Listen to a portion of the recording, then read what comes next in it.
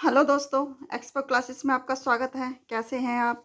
आशा करते हैं कि आप सब अच्छे होंगे, स्वस्थ होंगे, खुश होंगे। चलिए, आज हम आपके सामने लेके आए हैं सीटेट का प्रैक्टिस सेट। ये प्रश्न पत्र फर्स्ट है और कक्षा 1 से कक्षा 5 तक के लिए है ये।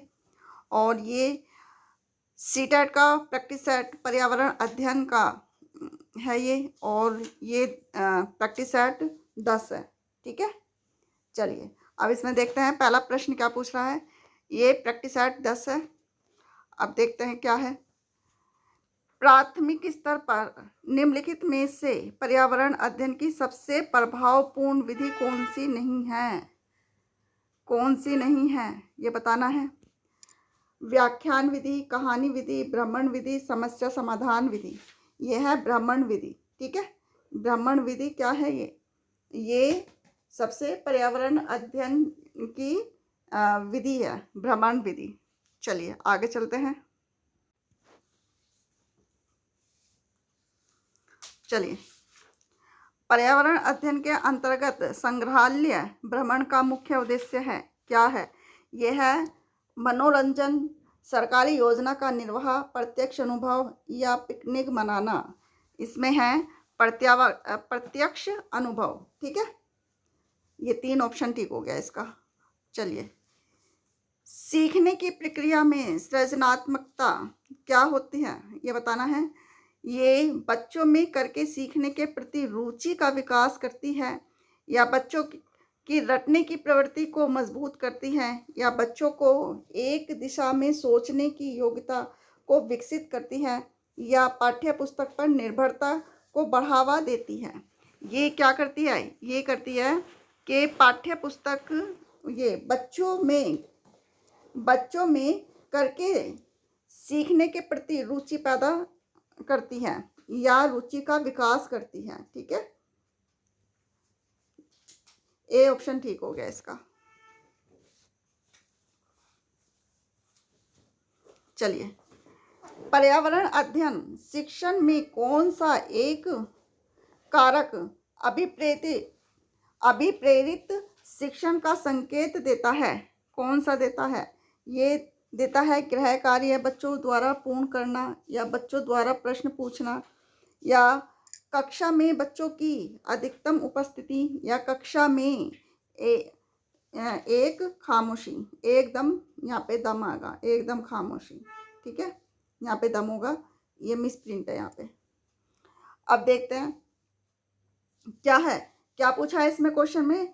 पर्यावरण अध्ययन शिक्षण में कौन सा एक कारक अभिप्रेरित शिक्षण का संकेत है? कौन सा है? ये संकेत है जिससे अभिप्रेरित होता है बच्चा के बच्चे द्वारा प्रश्न पूछना, बार बार प्रश्न पूछना। ठीक है, तो 2 ऑप्शन ठीक हो गया इसका। चलिए आगे चलते हैं। एक विज्ञान शिक्षक के लिए विद्यार्थियों को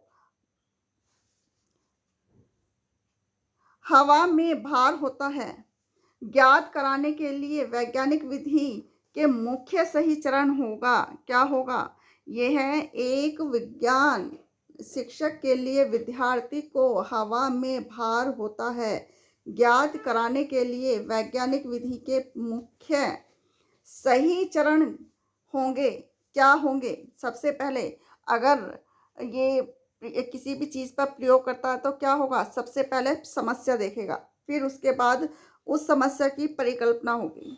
ठीक है, फिर परिकल्पना के बाद उसका प्रयोग करेगा, फिर निष्कर्ष निकालेगा। तो क्या हो गया? इसका ए ऑप्शन ठीक हो गया।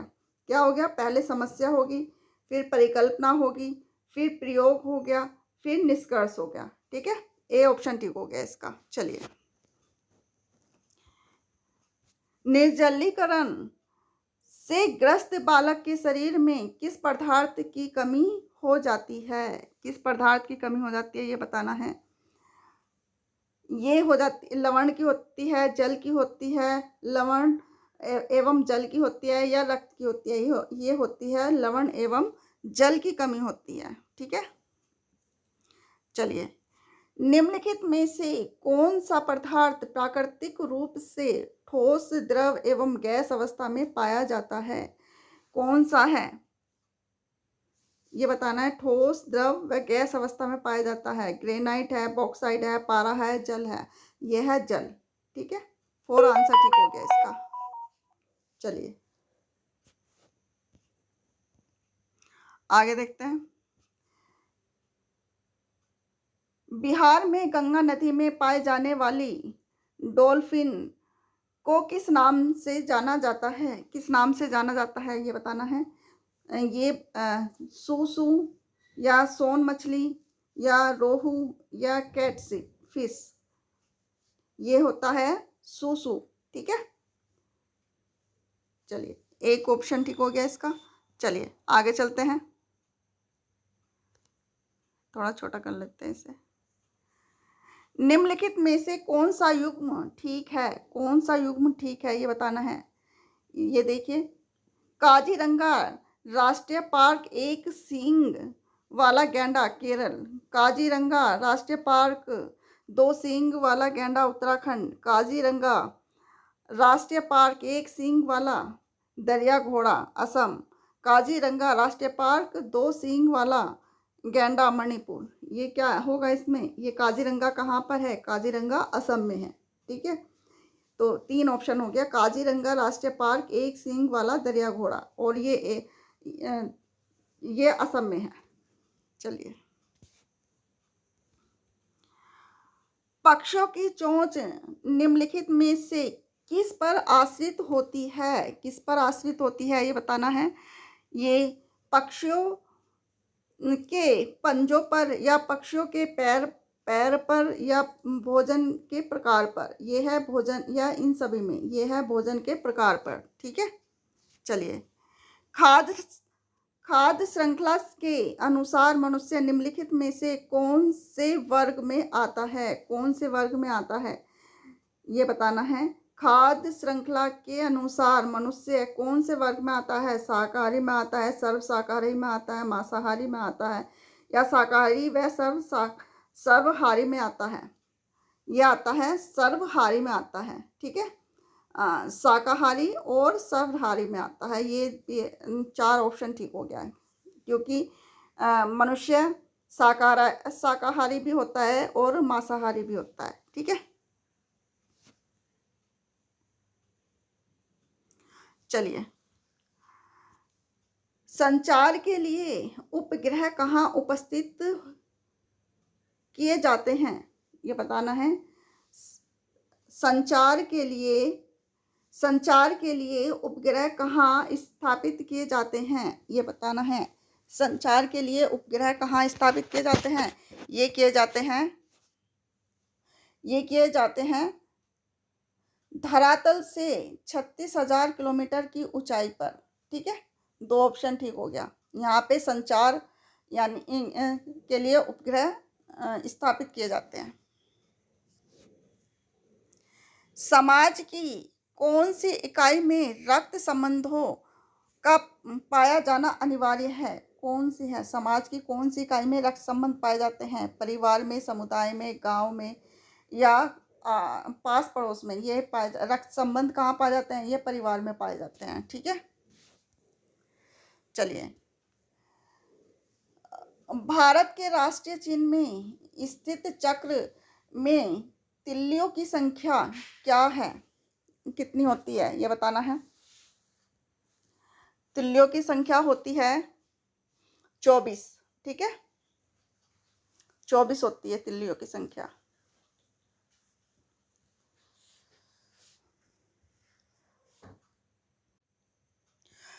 पौधों में प्रकाश संश्लेषण द्वारा भोजन बनाने की प्रक्रिया में निम्नलिखित में से कौन सी ऊर्जा का प्राथमिक स्रोत होगा? कौन सी ऊर्जा का होगा? भोजन का होगा, पौधे का तना, प्रकाश, सूर्य का प्रकाश, या मनुष्य? ये होगा सूर्य का प्रकाश। ठीक है, क्या 3 ऑप्शन ठीक हो गया? सूर्य का प्रकाश। चलिए, एक अच्छे परीक्षण की कौन सी विशेषता नहीं है ये बताना है। एक अच्छे परीक्षण की कौन सी विशेषता नहीं है? कौन सी नहीं है? देखिए, एक अच्छे परीक्षण में वैधता भी होती है, विश्वसनीयता भी होती है, और वस्तुनिष्ठता भी होती है, लेकिन क्या उत्तीर्ण करना ये नहीं होता। तो क्या है? फोर ऑप्शन ठीक हो गया इसका, ठीक है। आंसर नंबर 4 ठीक है इसका।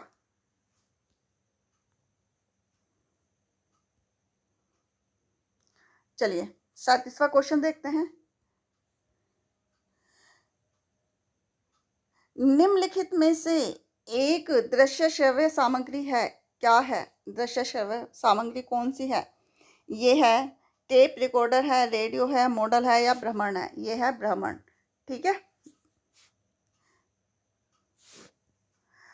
पर्यावरण अध्ययन के अंतर्गत अपने आसपास के परिवेश को जानने का सबसे सरल माध्यम है, क्या होता है सबसे सरल माध्यम? पुस्तकें, अवलोकन, दूरदर्शन या समाचार पत्र पत्रिकाएं? ये होता है अवलोकन, ठीक है। 2 ऑप्शन ठीक हो गया इसका। चलिए, पर्यावरण अध्ययन में उपचारात्मक आकलन का उद्देश्य है, क्या है? ये है छात्रों को उत्तीर्ण करना, या छात्रों की शिक्षण अधिगम प्रक्रिया के दौरान छात्रों की शैक्षिक कमजोरियों को दूर करना, या छात्रों को अनुत्तीर्ण करना, या फिर छात्रों की शैक्षिक कमजोरियों का पता लगाना। ये है ऑप्शन नंबर 2 ठीक है इसका। छात्रों की शिक्षण अधिगम प्रक्रिया के दौरान छात्रों की शैक्षिक कमजोरियों को दूर करना, ठीक है। 2 ऑप्शन ठीक हो गया इसका। चलिए, बीजों का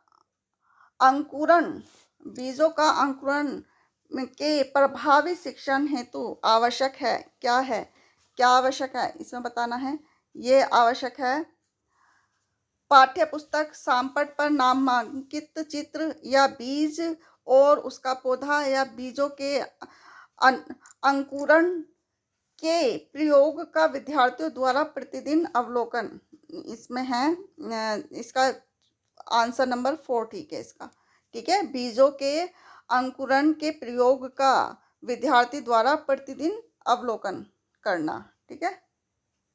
चलिए, बिहार राज्य में सबसे लंबा रेल पुल कौन सी नदी पर बना है? कौन सी नदी पर बना है? ये बिहार में बना है, गंगा नदी पर बना है, ठीक है। मखाना की खेती के लिए देश का अग्रणी राज्य है, कौन सा है? ये है उत्तर प्रदेश है, पश्चिमी बंगाल है, बिहार है या केरल है? ये है बिहार, ठीक है। यहाँ पर मखाना की खेती होती है। चलिए, एक रोगी को लगातार घाव से रक्त बह रहा है। रोगी को कौन से विटामिन की कमी के द्वारा लगातार रक्त बह रहा है? कौन सी कमी के द्वारा? Vitamin K, vitamin A, vitamin D, vitamin B? ये है विटामिन के की कमी के द्वारा लगातार रक्त बह रहा है, ठीक है। अगर विटामिन के की कमी होती है तो रक्त का थक्का नहीं जमता, ठीक है। प्लेग नामक रोग कौन से जीव द्वारा फैलाया जाता है? कौन से जीव द्वारा फैलता है? ये मच्छर द्वारा, बंदर द्वारा, या चूहे द्वारा, या सुअर द्वारा? ये होता है चूहों द्वारा। प्लेग चूहों द्वारा फैलता है। निम्नलिखित में से कौन सा युग्म ठीक नहीं है? ये बताना है, ठीक नहीं है। खनिज तेल बायोगैस, जैव कचरा बायोगैस, पशुमल बायोगैस, मानव मल बायोगैस। ये है खनिज तेल बायोगैस। ए ऑप्शन ठीक है इसका। चलिए,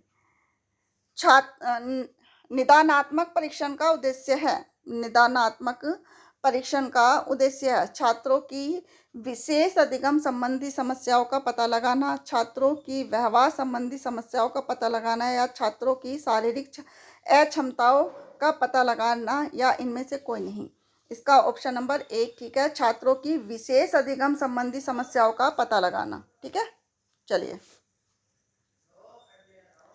पर्यावरण अध्ययन का प्रमुख उद्देश्य है। पर्यावरण अध्ययन का प्रमुख उद्देश्य कौन सा है? पर्यावरण से सामंजस्य बनाना, जीव संरक्षण, प्रदूषण उन्मूलन, या इनमें से सभी? ये है इनमें से सभी, ठीक है। चलिए, निम्नलिखित में से कौन सा एक वैज्ञानिक दृष्टिकोण का गुण नहीं है? इसमें वैज्ञानिक दृष्टिकोण का गुण कौन सा नहीं है? निष्पक्षता, उदारमति, कारण तथा तथ्य में विश्वास या अंधविश्वास में रुचि। यह है अंधविश्वास में रुचि। 4 आंसर ठीक है इसमें। ठीक है, चलिए। पर्यावरण अध्ययन में सतत एवं व्यापक मूल्यांकन का प्रमुख उद्देश्य है, कौन सा है? ये है निदानात्मक है, परिमाणात्मक है, गुणात्मक है। ये है परिमाणात्मक। ठीक है,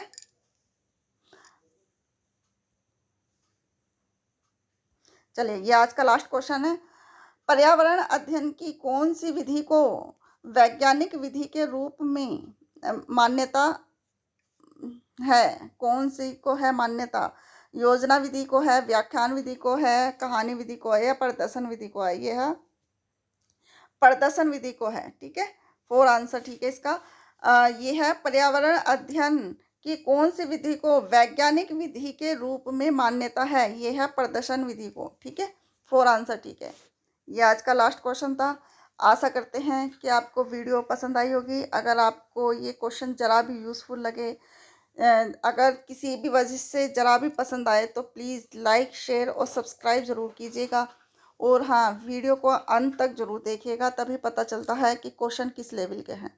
ठीक है, मिलते हैं नेक्स्ट प्रैक्टिस सेट के साथ। तब तक के लिए खुश रहिए, स्वस्थ रहिए। धन्यवाद।